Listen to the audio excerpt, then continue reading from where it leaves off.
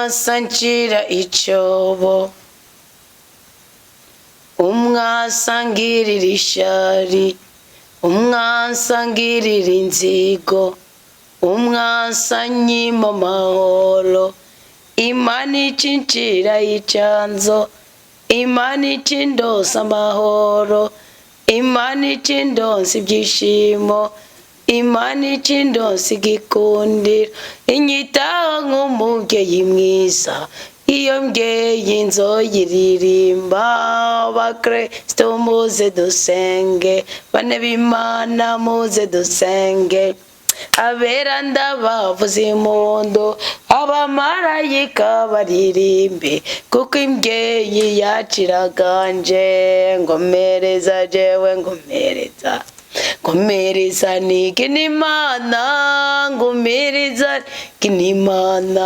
Iyo mbyeyi itahi ikavumera, ngira ndayiririmbire ndayininaze nirudasumbwa.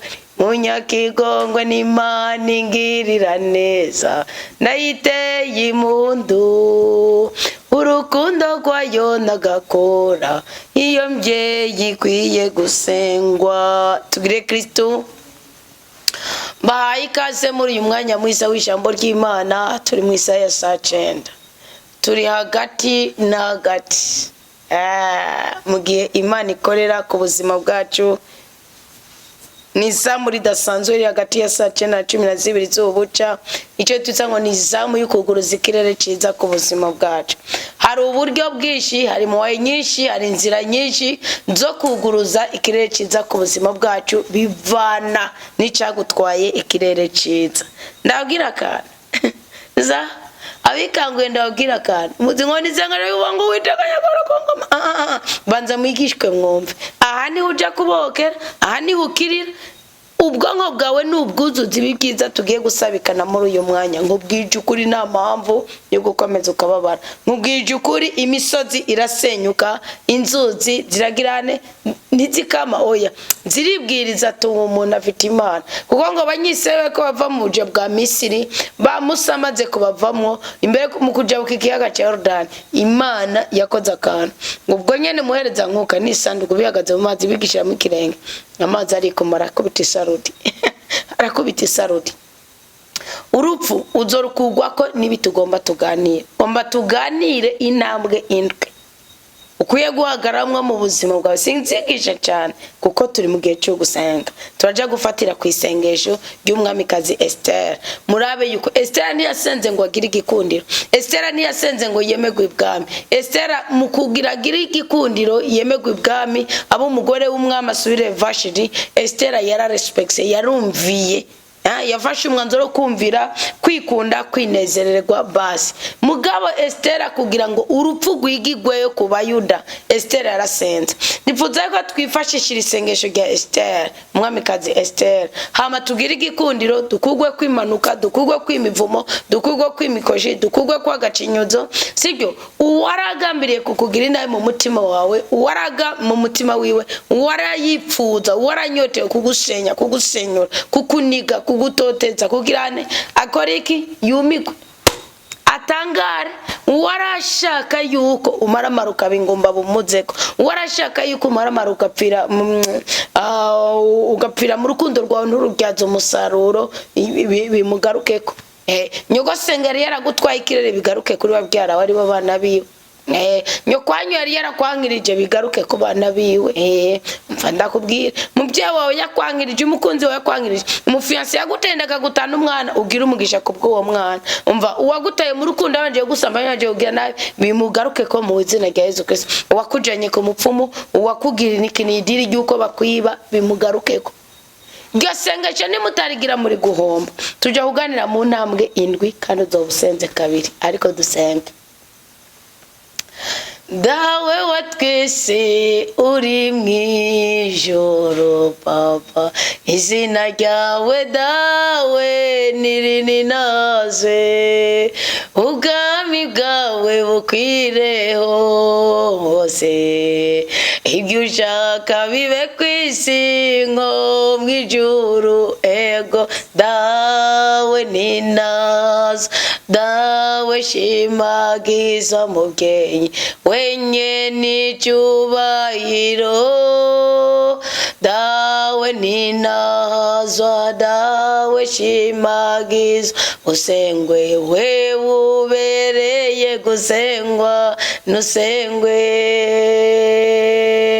Ibyo kurya bidukwiye uyu munsi, tubegwe no gushitsa ibyo ushaka dawe mbyeyi, turekurira ibicumuro twakoze, nkuko natwe turekurira bene wacu.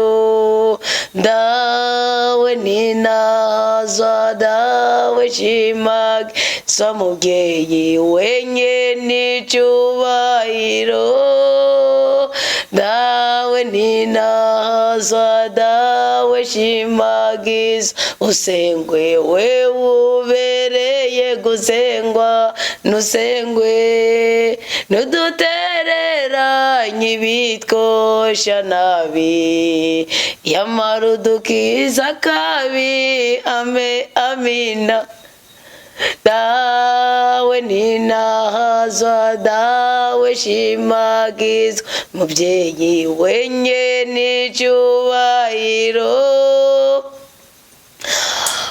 ushimagizwa ninahazwa nusengwe, we ubereye gusengwa nusengwe.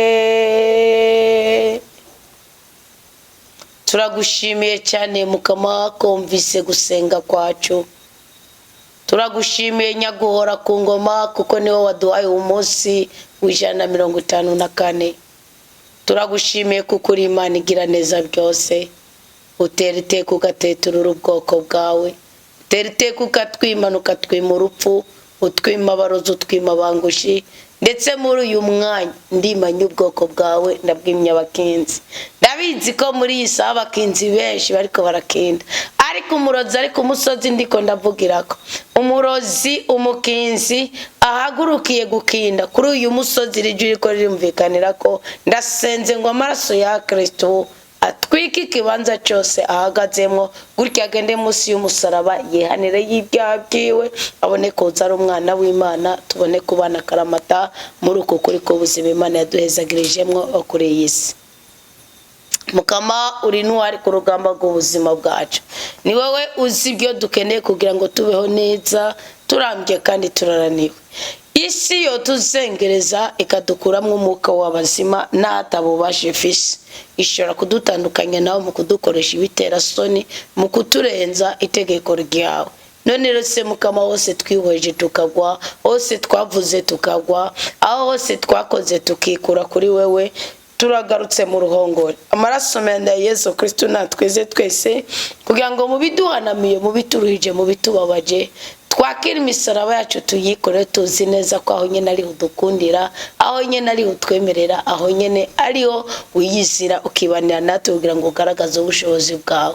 Wagiye twemeza kenshi ko udatora abashoboye kugira ngo ubashoboze rwose, aho gutora baherewe, utora abashoboka, utora abananijwe n'ubuzima, wowe nyene ukabaruhurira ku mutima. Erega ni nabyo wakoreye umwami Ezekiyasi, ibyo wagiye ugaragaza mu buzima bwacu bwa buri munsi, ndetse n'abahanuzi badutanze imbere niko wabagize iyo turiko turaba aba Isaya n'aba Yeremiya.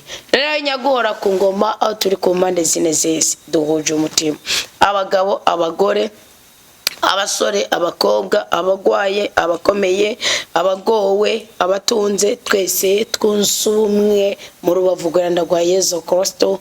Tuje ngo twubake kuko iyo Uwiteka atari we yubatse, abubatsi bose bubakira ubusa, niko Zaburi 127 ivuga. Kandi umugabo bivuze n'umugabo wo kwizera, umugabo bivuze n'umugabo wahaye umugisha, umugabo bivuze n'umugabo wahaye isezerano ry'intava kandi ry'intasubirwamo, n'umugabo yitwa Salomo.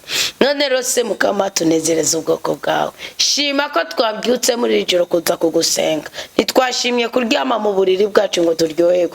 Dawidi yavuze ngo sindi bugira amahoro yo kuryama kukigwa ku buriri bwanje, mu birimba byanje wamezagije Mukama, ngo ntaraheza, ngo ntaraza, ngo mpimbagwa no kwibera ku marembo ku marembo y'ingoro yawe gusumba kwibera mu kigwa. None natwe nibyo byaduhimbaye, twabyutse gusenga. Ababyutse ko rabyuwe n'ingwara cyangwa imibabaro cyangwa imikoshi, nabo nyene ni wakira imitwaro yawo, wakira ubuzima bwabo buryoshe, kuko hariho n'abandi babyuka bakaja kuraguza cyangwa gusambana cyangwa bakaja gusamarira amafilime ateye isoni kugira ngo barabikoronke itiro cyangwa bagasamarira mu kwikinisha cyangwa bagasamarira mu rumogi. None rero twebwe tuje muri uyu mwanya kugusenga, tugasengera mukuri ku ijambo ryawe.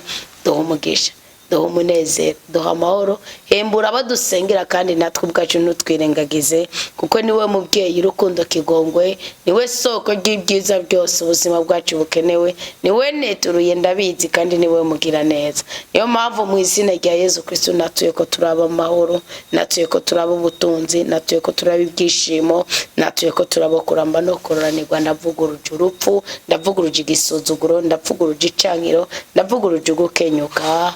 Amen, amen, haleluya. Mutima w'Imana kazura kaza neza utuganirire. Izi ntambwe indwi zodufasha guhindurirwa amateka, izi ntambwe indwi zodufasha kuguruza ikirere cyiza ku buzima bwacu. Amen. Kuko warize uri mu butayu ndakumva, manuwe no kukumara nimba, nzi ko ari wewe nsinzi yanje, wamungwanira intambara, nta bubasha umwasafise ko, kuko waramunesheje. Hari imisozi imbere yanje, imbuza kubona Imana, hari inkuta imbere yanje zimeze nk'izi Yeriko. Icankiro n'urukuta, ubukene n'urukuta, ubushomeri n'urukuta, ubugwayi bwa misi yose n'urukuta, ababanyi babi n'urukuta, n'urukuta. Ariko umenye ko Imana ariyo nsinzi yawe. Ibidayimoni bibakikije muri uyu mwanya mu izina rya Yesu Kristo bikorokere muri urwo rukuta. Inabisubire kwa mweneyo, inezize muri twebwe ukikomoka ku Mana. Sinshobora kubwanje Kristo kurengana iyo misozi, ngo bugomba icankiro, inzara, imisozi niki, ubukene. Hari undi musozi ushingiye ku ndyane, hari undi musozi ushingiye ku bukene, hari undi musozi ushingiye ku madeni, ingwara z'ibyaduka. Sinshobora kubwanje dawe kurengana iyi misozi, ushikiriza amasezerano, nkomere mu nyonga zawe. Nuko Bibiliya iravuga mu gitabo cy'umwamikazi Estera mu kigabane cya 4 umurongo wa 17 cyangwa je, ngo umwamikazi Estera ahungira ku Mukama igihe ariko ararwana n'urupfu. Ariko agwana n'urupfu ahungiye ku Mukama. Wundi uri kugwana n'urupfu kagwana umuntu afite inkota, umva umenga ugwana uja kurondera inkota nawe cyangwa inkoho nawe. Kavuga uti no kurayi kisumbye. Ninde notakira musumbye imbaraga ankunda afite iki? We yahungiye ku Mukama. Kandi yari afise ukuntu yogenda agatatabiza imbere y'umwami, kavuga ati yamara mwami turapfuye turahonye turatikiye, ibintu byawe ni ibiki we nawe utamamagara we nawe utanyumva. Eka da. Mwami kazi Estera sikabwitwayemo. Kandi mbabwije ukuri muri ko muraraba ubutware bw'ubumedi n'ubuperesi uko bwari bumeze. Iyo mwami kazi Estera yumva gutaka kwa Morodekayi, sibyo? Aya makuru benshi nibaza ko muyazi n'igihe abayuda bari basigaye bamwe mu bisagara by'Ishushani, abandi uko Kirimba. Morodekayi mu bari basigaye yarimo, na Estera arimo. Kandi murazi ko Estera ubundi yari Morodekayi yari umwana wa mwene wabo na se wa Estera. Cyangwa Morodekayi yari umuhungu wabo cyangwa mwene wabo, simbibuka neza. Ariko ashobora kuba ari se wabo cyangwa umukozi wiwe, donc ba papa bavukana, ni kimwe muri ibyo. Simbyibutse neza kasi ngiye kubisoma. Nukuvuga rero uzamumva ko hariho operasiyo y'amaraso Hadasa. iryo ni izina rya Estera burya Estera burya ni izina ry'i Babylon, ni izina ryo mu Bumedi, mugabo Hadasa niryo izina Esther yaramwise, yitirirwa igiti cy'umukara cy'akamotera keza. Mu kuvuga rero bagirire wari cegera cy'umwami agirira ishari, agirira inzigo Morodekayi, amusaba ko yamupfukamira ko yogirane, mugabo Morodekayi arabyanga ngo bwoko bayimana. Acha afata umwanzuro agirwa inama n'umugore n'abagenzi b'umugore wiwe byuko agiye kwankiriza ubuzima bwa Morodekayi. Imana iricecekera, baramuhanura ngo ategure igiti cyo kumubamba ko arasaba umwami agira amanyanga aremenanya, ndiko ncisha aho kugira bataza ayo makuru mu byombi. Mu gihe cyabo rero cyuko bicwa, Morodekayi yambariguna yumvise ko atanze urwandiko ko hano hose hari umuyuda gwe Shushani yicwa. Morodekayi aravuga ati Estera rero ko ari umwamikazi, nta wuzi ko igituma aratowe ngo abe umwamikazi kutobara kugira ngo azokize abayuda mu gihe nk'iki. Aragenda Estera baraganira, asanga Estera n'ubundi Asueruse n'amurongoye ngo amaze amezi angata mwakira. Aravuga ati nta kundi, mugabo Morodekayi akomeza kumupresa kwa kumvira kwa Estera, yongera kumvira aciye aca bugufi. Rero mwibuke ko turi kumusugira gatanu dusaba umutima w'Imana ngo aze kuba muri twebwe, sibyo? Ubundi umwamikazi Estera ngo ahungira ku mukama igihe yari kagwana n'urupfu. Iyo uri kugwana n'urupfu ugahungira ku mukama ni kimenyetso cya mbere cy'uko ufite umutima w'Imana muri wewe, ko umutima w'Imana bakwemeza ati nta bundi buhungiro n'ahandi hariyo, wegenda upfuka musenge. Iyo wumva andi majwi gira ukutora umuhoro jya kwa runaka koma induru utatabiza, barakumva barabibona, arakugira impuhwe, aragukunda, uburi mu mubiri, uburi wabo mu mubiri. Paulo yaravuze ngo ndi wacu mu mubiri, ibyo nkora ngo nibyibutazi nibye kitazi. Nukuvuga rero aragera kugwega avuga ngo ororowe ngo umubiri usukasukana ndukana n'Imana yanje nzokugwa ko niki. Nukuvuga rero Estera ngo ayobowe agenda bishira ko ngo yabona mutima wa, ariko biri yivuga ngo Estera ngo umwamikazi Estera ahungira ku mukama igihe yariko aragwana n'urupfu. Mugigwa iki gikorwa cya Estera ngo mu gihe yari karagwana n'urupfu ahungira ku mukama. Bakundwa bo mukama bane b'Imana nzima, gihe cyose uzumva ufise intambara mu buzima bwawe, ufise amakuba mu buzima bwawe, gwana no guhungira ku mukama. Mwibuke umwami Yehoshafati. Yehoshafati yaravuze ati jewe n'ubundi ngabo zaramu sinshobora kuzikira, kubwiyo mpamvu wako nirirwa ndaja kugwana nkagwa mu ngabo zanje, misemo kwingabo ndazibwira ati abatambyi ne baje ngaho, abadiyakoni abacurarangira umukama muje ngaho, mwese ni mwambara umwambaro wera, mwese ni mwiyetse, tugiye imbere y'Imana tugweho, nibaza badusange mu ngoro y'Imana batwicireho, sibyo? Igihe cyose uzobona uhanganye n'ibintu bigusumbya amaboko, mubyibuke ko turi ku genekerezo rya gatatu, sibyo? Mu kwezi kwa gatandatu, kwezi kwa gatandatu n'ukwa Nefutali. Nefutali wango irakera mubyaye avutse ku ncoreke yo kwa Yakebiri, yavuze ngo nagwanye nahanganye n'Imana za mukuru wanje, ingwano y'Imana. Umva ngo mukuru wanje ndamutsinda, kandi mukuru were yamusumbye imbaraga kweri, natarafise igikundo kuri Yakobo yarafise impamvu zo gukundwa niwe yabyara. Ukuno kwezi kuguhangana n'ibidusumbya amaboko, mugabo tuzi neza ko tugwa n'intambara zamaze gutsindwa, no kuvuga Kristo yamaze gutsinda. Niko Paulo yabwire Timoteyo muri Timoteyo wa mbere ngo uzi neza yuko ngo tugwana ingwano nyeranda. Ni nyeranda kubera iki? Kuko Kristo niwe ntsinzi mu buzima bwacu. Yohani niwe yabigaragaje mu byo yanditse mu mabaruwa y'aba Yohani, baruwa ya mbere kigabane cya 4 umurongo wa 4, ngo kuko uri muri twebwe asumba bari ku isi bose, ngo kandi kiri mu twebwe gusumba ibiri ku isi byose. Bakundwa bo mukama, nagira mbabwire ko isi ishobora kutwangiriza ikatuzengereza, amashu yawe akabubusa, bwiza bwawe bukabubusa, igikuniro cyawe kabubusa, ukomezi bwawe bukabubusa, ubutunzi bwawe bukabubusa, mugabo Kristo mugihe umufite ubufite byose. Kristo ni byose kuwumufise, urushe wese ni wagana burya izina twamuhaye ni giza cyane. Kristo ni we karuhuro ya aruhura barushe, ni mwiza Yezu. Ibyo byose ni ibintu byugurura ikirere cyiza mu buzima bwacu. Hajya wagize umuruha gucuja kwigunga, ujye ubaye imbaraga rw'ishetani, cyo gituma uzora ukaza ngo n'ubundi ho nibakwanga ubundi ho rabi ingenusa we ngo najye waruzi ko bizokunda we gukara kantu kumwanya muto inguze ibyaha byanguze wanyigene bameze akakwemeza ni ryawireza kabikuze. Ni umugomo wo mwazi shetani, no mugome.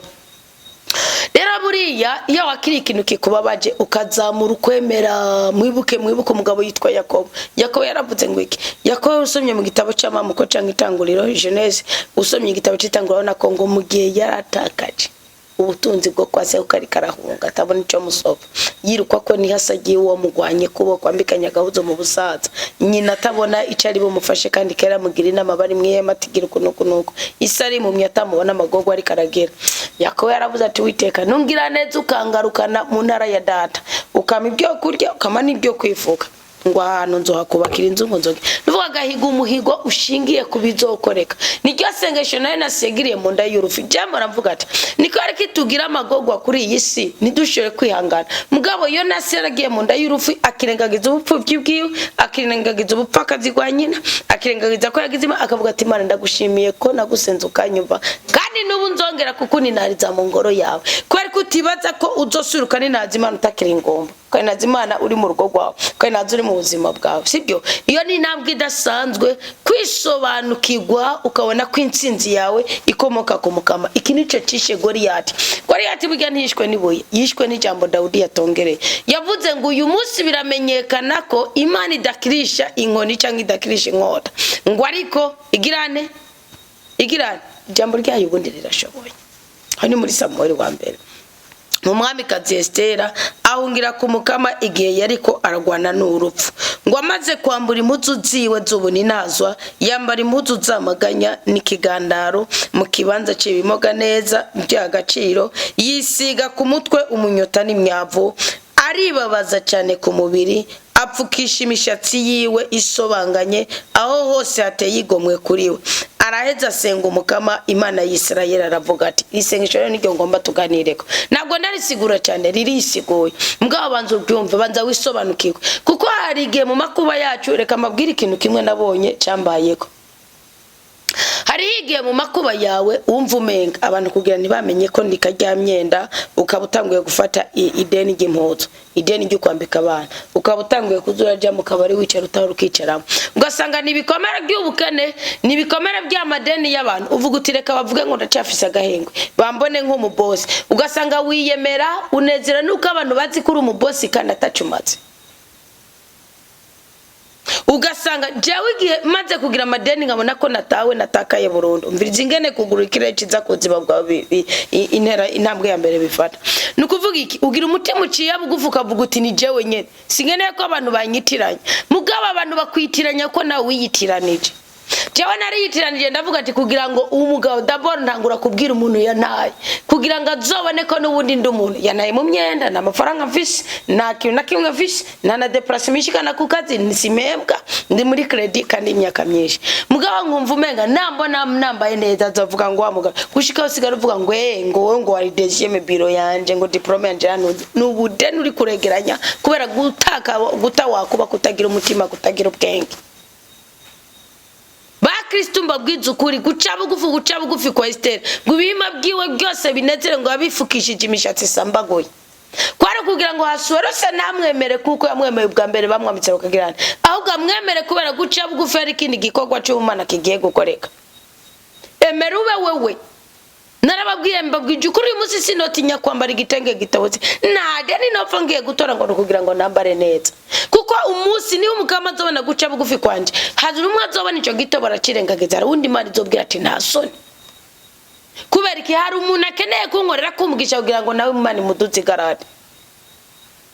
Hari ngombwa Yakobo abwira Imana ibyo agiye gukora kwa Labani, kandi Imana arabona ko Labani ari umunyamahanga, ari n'umugome nawe yari inarume, sibyo yari musaza wa Rebeka bene Betuel. Imana ikabona ati Yakobo hari icyo azokora, iremera arakubitika kandi kugira ngo azoze kubaka inzu y'Imana. Ubundi hari abantu Imana yasize imbere yacu kugira ngo badukorere ku mugisha kwera ubukene bwacu, nabo babone kugira umugisha, barambire no mu byabo kubera kumbure banabirondeye bataruko binyuze mu bugombe bw'Imana, muga kugira ngo bezwe ugasanga ni maka badukorere ku mugisha. Abo bantu rero nibazoduga igarade, kuko nibazongene badukora ku mugisha, natwe tubirata kukemeza ko ari cyo ufise ataco ufite. Ntuzotinye guca bugufi ngo usabe imbabazi, guca bugufi ngo usabane umutima uri hasi, kubera iki hari gihe uzoba uriko wonona ubutabazi ku buzima bwawe. Nico kintu Esther yakoze.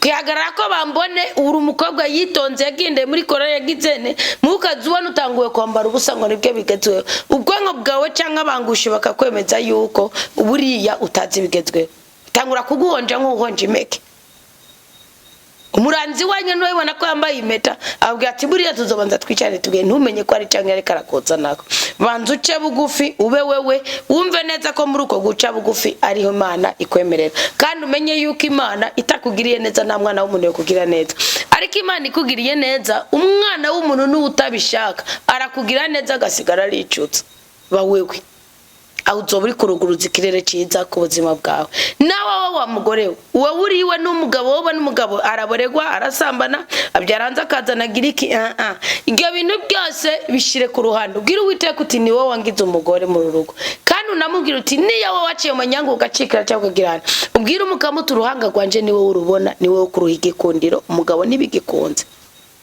yaranye sikroti byanyemereza ibyo yakoze n'umwana w'umuntu kubwiyo mpamvu kandi ibyo kirazira kubitongera mu urutoke mu ruhango umugabo wawe no ugenda kubwira Imana ko Sara yakoze sibyo nukuvuga iki ubwira Imana uti ni wewe wo kumuhindura utari bumuhindure nyuza umugezi w'ibyishimo mu mutima wanje uzana umugende w'umugisha muri jewe mbumugisha kuri urugo rwanje nawe ubwo ndamwamire ibyama kuko Petero yaravuze ngo mubamire ibyama kugira ngo ntimuzobatakaze mureke guhomba kuhamira ibyama mu gusongora inzara no gusokoza imishatsi gusa ngo ariko mubabere n'akarorero keza ngo nage batumvira Imana bagize bakondogwe n'inyifato zayo kinicho kintu Esther yakoze yagombye gukondora umwami Ahasueruse kubera inyifato yo guca bugufi kwiwe Imana rero ikiramwemera bwa Esther yatanguye gusenga avuga Imana yamaze kumwemera umva ingene yavuze 17 ngo mukama wanje mwami wacu ni wewe Musa nuzu nabare jewe ndi nyakamwe nta wundi mfise yo nabara atari wewe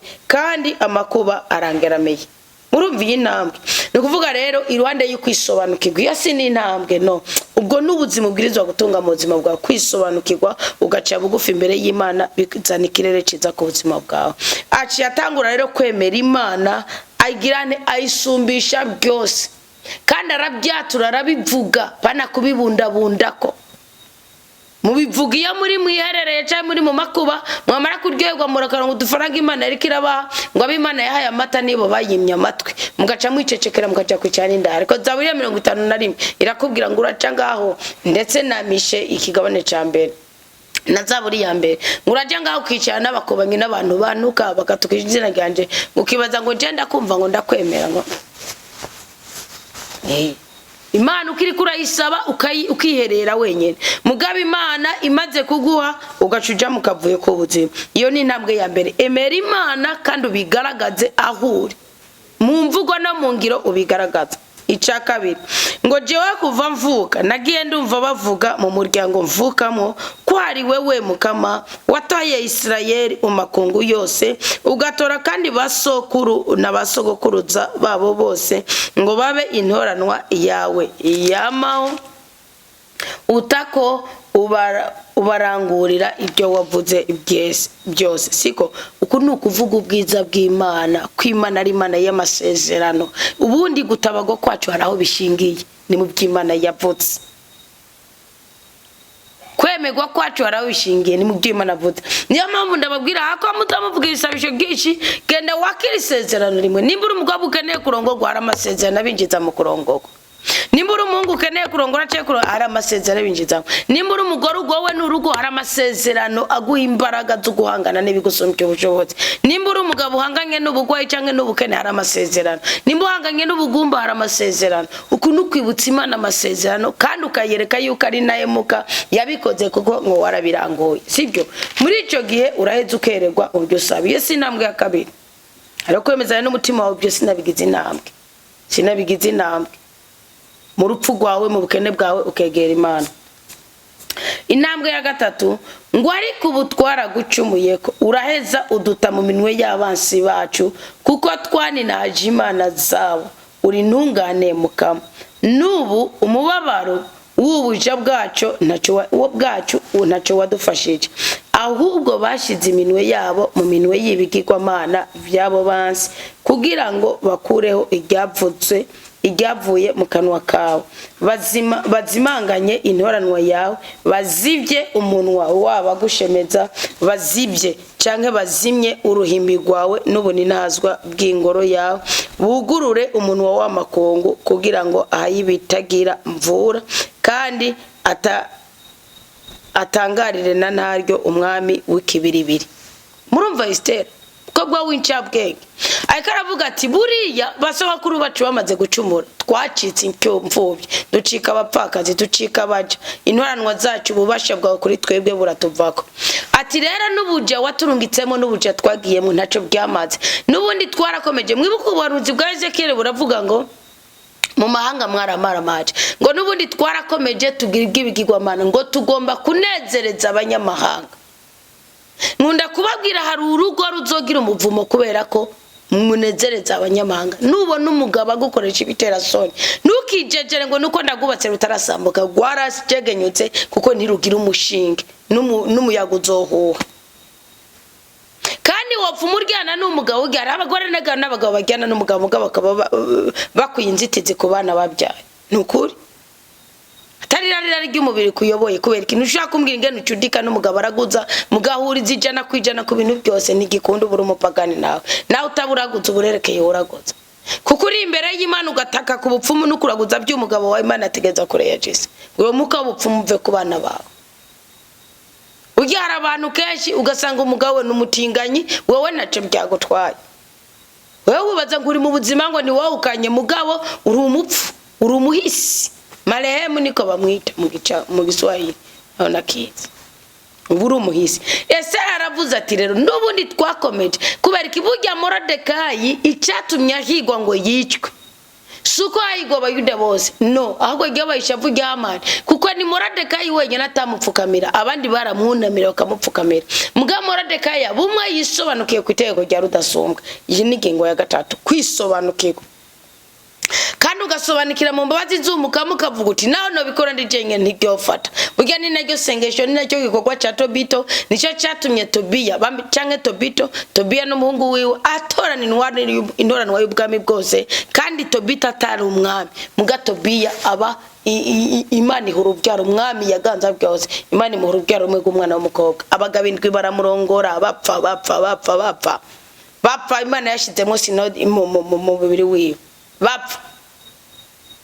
Sara agiye gusenga, Tobita agasenga ngo ahumuke, Tobiya akabaza intoranwa ya se kubera imirimo ya se. Burya nabavuka no muri uku kwezi avuka muri iki gisokuru cya Nefutali. Nukuvuga kandi yaravuze ati byarabananiye basokuru umugabo jewe ndagerageza. Nukuvuga rero iki ni kintu cirwa ngo ni kwisobanukirwa, ugasobanukirwa imbaraga z'Imana, sibyo? Ugasobanukirwa imbabazi z'Imana, ukavuga uti naho byagenze uko twakomeje kukubabaza, ngo aho kukubaha kugira ngo umenyekane mu makungu, ngo twanejereje amakungu, ngo tugomba yuko ubu ni nahazwa bwawe buhava. Emera ko umunyantege nkeyi, wemere ko na nyoko yakubwira umunyantege nkeyi, na so n'igisokuru cyawe, wemere ko ni igihugu cyawe ndetse n'idini ryawe arabanyantege nkeyi. Bwira Imana uti yamara naho biruko imbabazi zawe zigaragare muri twebwe. Uburi kukora ku mutima w'Imana icyo gihe ngo Imana igira uko dore ntisuwa, kuko mwavuga atakagasigarira nicyo cyatumye Imana itwara Henoke mu ijuru adapfuye, ngo yamusanzemwo ubutunzi Imana itaheruka kubona. Aha ngo heruka kuri Abeli na Murana yarakenyutse ntiyagize umuragasiga ico kitiwe.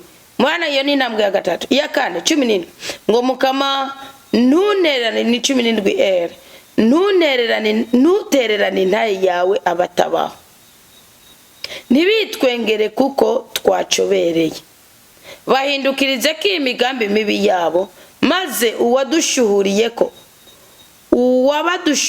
ko umumaramazi. Ubu ni Hamani.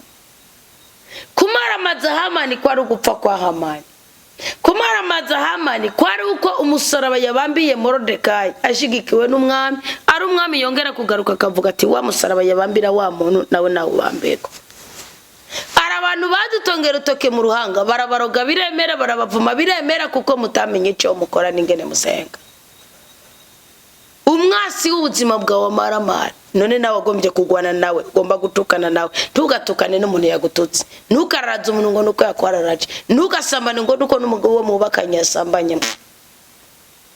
wapi ntukice umwana ngo nuko waguteye inda yagizene yayihakanye zobura umugome ngira ibanga ngo umara amazi wabadushuhuriyeko nubwo Imana imara amazi umwasi yakiriye Hamani yakira n'umugore we Zereshi n'umuryango wiwe ndetse n'abandi bose bari bamushigikiye n'Ishushani bose bagwa ku nkota y'ubuga abandi nabo barabambwa ngo maze wabadushuhuriye ko umumara amazi wibukwe mukama uheze wiserure muri iki gihe cy'amakuba yacu iki ni igikorwa cya mutima w'Imana muri twebwe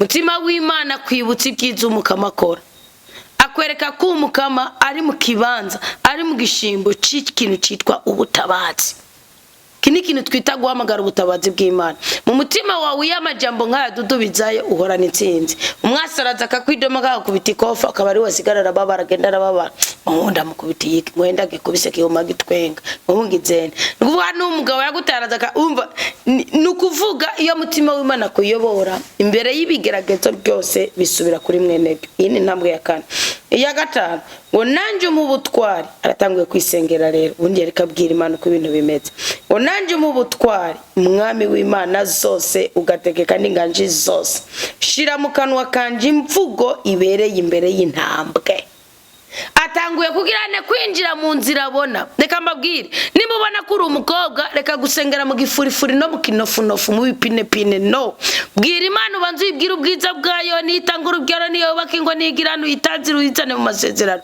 ucwengera y'intambwe ya gatanu bawuje mu ninazo ucibwira uti buriya rero hari abasore dusengana muri korali niko ikiboja akoresha mu banyamahanga hari abakobwa turi kumwe muri korali niko ikibazo za kukoreshwa n'abanyamahanga ndinga naho nafise amafaranga donc wereka Imana ko ari inzira kuko hari umusore yagiye gusaba Imana ataruka ari umunyabyaha atakaza Imana yiwe atakaza ingabure yiwe atakaza ubutunzi bw'Imana kubera kujebajeba abahagaze aho uva mu bujebajebye ukabwira Imana y'amaramana ni wowe ubona yuko nshoboye kudandaza mu mutari y'amaramana ni wowe ubona yuko nashoboye kudandaza ahubwo nshoboye gukora ngahembwa ku kwezi nyihera ingoga ni wowe ubona yuko nakeneye gutaha mu Burundi ahubwo nkeneye kubanza gukora mugabe ibikorwa byabiraruje mingomezi mingubu ugapresiza ukaduduruka reka kuba nkinjebaje ndababwiza ukuri hari abantu bagiye gusaba abagore abwira Imana ngo umuhubonye wese Imana imuhupfuyijisha ari doga ngo Mana ni gute wo mu umugore apfuyijisha uziko nkunda amasobeza Imana ati warajebajebye nibo bari buryo bwanje presiza vuguti ngene Mungu yuba Imana ngene Mungu afite akaze pano mushomeri upresize uwa mwamaze kwinjana mu rukundo vuguti muhakazi kugira ngo werekane yuko ageze kudushingira presiza uti ngene mukobwa yuba abantu ngene mukobwa yambara neza mugakaba afise n'indero kuko hariho n'abatambara neza ukibaza ngo bafise indero kumbe barononekaye no mu bwonko bwawe iyo ni ingingo ya gatanu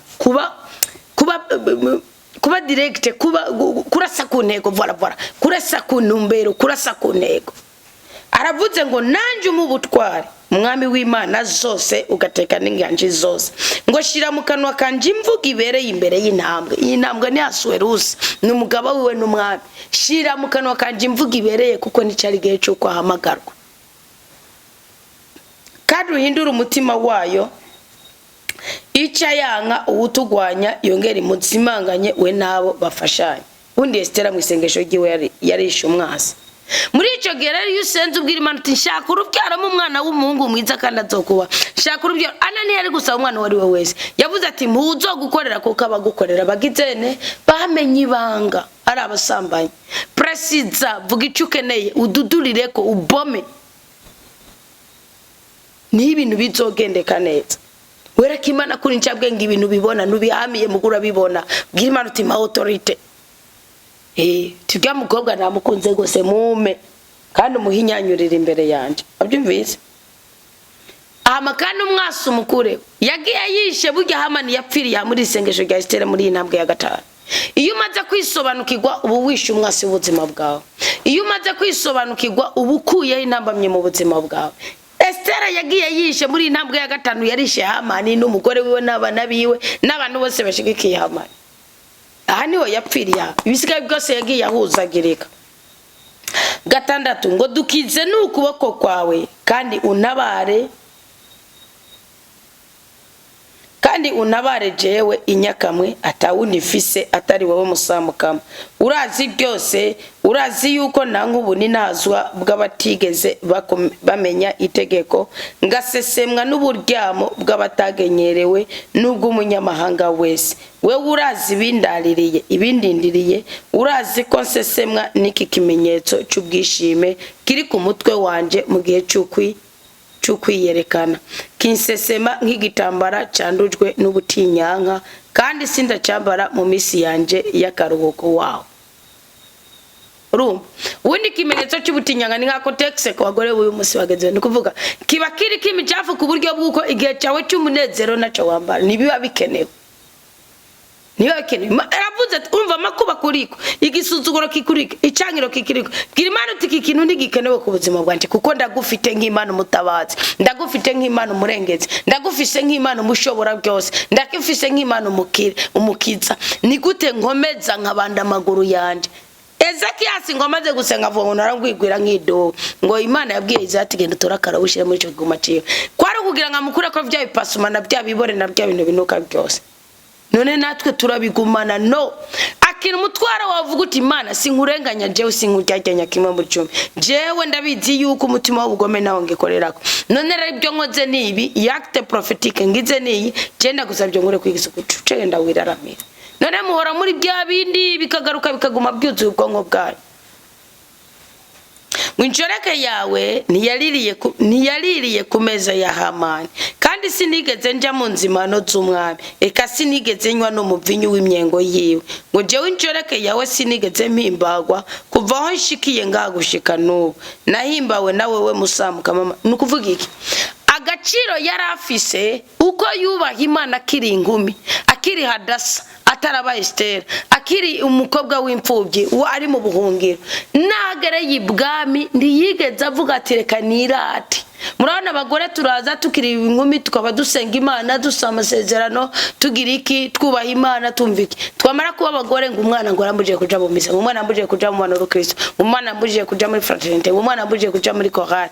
Esther waravuze ati nakiru nakimwe cy'ibwami cigiye gihindura agaciro kanje n'indanga gaciro zanje. Ati rero mwami nyagora ku ngoma ngirira neza ungure kwiki gitambara gisa nicyo mu butinyanga, ngirira neza ungure kuyu munaniro, ngirira neza ungure kuyu muvumo, ngirira neza ungure kwiki gisuzuguro, ngo ko jewe injoreke yawe sinigeze mpimbagwa kuva aho nshikiye ngagushika no nahimbawe nawe we Musamukama. Nukuvugisha umubabaro suvuga ngo iki ibyo yarakeneye wewe nukwibanira n'Imana, kuko nigiye batigise murazi ko babigisha baca ku bantu batandukanye, abandi baragiye baraja muri makiyaji namwe ya mbere wewe uwa mbere yamwakiriye yakendeye muri yo ariko nyene yaramuntu adahindagurika basi mu biryoshye no mu bibabaje. Paulo yigeze kubwira aba Filipi mwari we yabandike yavuga ati mu biryoshye no mu bishoboye sinzi kwitunganya, ati kandi nshoboye byose kubwa Kristo nyene n'ubushobozi kuko niwe nshoboza ukani muri jewe. Ngo Mana wewe ufise ububasha kuri byose, umviriza ijwi ry'abihebuye, udukure mu minwe y'ababisha, kandi unkize ubwoba mfise. Kunukuzitira ngikingirere ibintu intambwe ndwi zo kugura ikirere ciza ku buzima bwawe. Ndasozereye banzube wowe nyene umenye neza y'Imana ku buzima bwawe, umenye ubutware bw'Imana. Nugera gusenga imbere y'Imana isengesho ryugurura intambwe ndwi zugurura zifasha isengesho ryawe ko rigirane ko likugururira mu birimba by'Imana, ugahimba gukanezerwa ugakugwa kw'izina ugahindurirwa amateka basi kwa kwibico sibyo.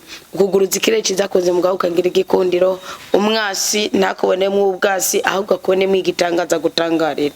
Kwemera Imana ukayisumisha byose. Icya kabiri kuvuga ubwiza bw'Imana kandi ukabigaragaza n'ubyicarika. Icya gatatu kwatura imbabazi z'Imana ushingiye ku buzima bw'igisokuru uvukamo. Icya kane kukani ucubaturirwa. Icya kane guhamagara ubutabazi bw'Imana kandi ukabuhamagara mu buzima ubayemwo, n'uhamagara mu buzima ndi babayemwo. Urakoze Mukama kuduha imodoka urayifite, urakoze Mukama kwa mahinzu gipanze.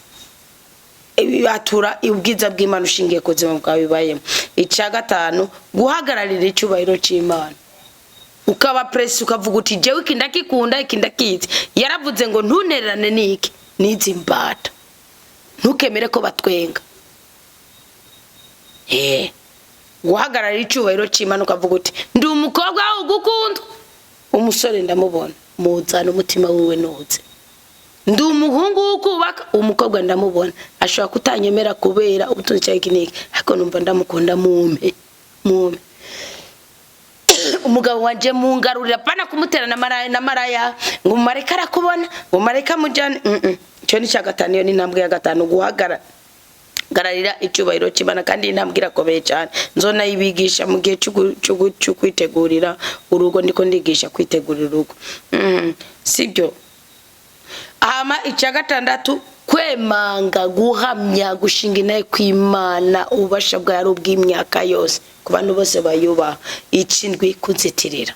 Ugana dawe wa twese isosegwa n'ijambo rivuga ngo kuko ari wowe bwaba byose, ari we nyene inganji n'ubuni nazwe no mu myaka yose. Amen. None rero Imana yigurira ikirere ciza ku buzima bwacu. Imana nyene amahoro twishimire, itunezereze, iturinde kubabara, itwagurira imbibe, kandi uyu munsi w'140 na 54 utubere umunsi w'igitangaza, utubere umunsi w'ugutabagwa, kandi mutima w'Imana tumuhabwa. Turi ku munsi wa gatanu. President uvuga uti ngene mutima w'Imana mfashe kubaka urugo, ngene mutima w'Imana mfashe gukora neza akazi. Nukuvuga iyi nkingi ya gatanu, iyi ntambwe ya gatanu yo kwa Esther idufashe basimuye igigwemo nanje kuko niyo narotenye kugiramo. Uno musubwira Imana uti ngene mutima mweranda amfashe kwihangana, amfashe kuvuga neza, ndeke kuvuga nabi, amfashe gusoma Bibiliya nawe, amfashe kugira umwete ugurumbira ijambo ryawe, amfashe gukora neza, amfashe kwivuza. Umva, muhamagare mu buryo bwose mu buzima bwose ubayemo. Izindi ntambwe ubwo muzicecekere mu intambwe ya gatanu uyigumye, igukure ku rupfu, igukure ku igisuzuguro, igukure ku bwene. Bwira uti nkeneye mutima w'Imana amfasha kwiyungunganya mu buzima bwanje.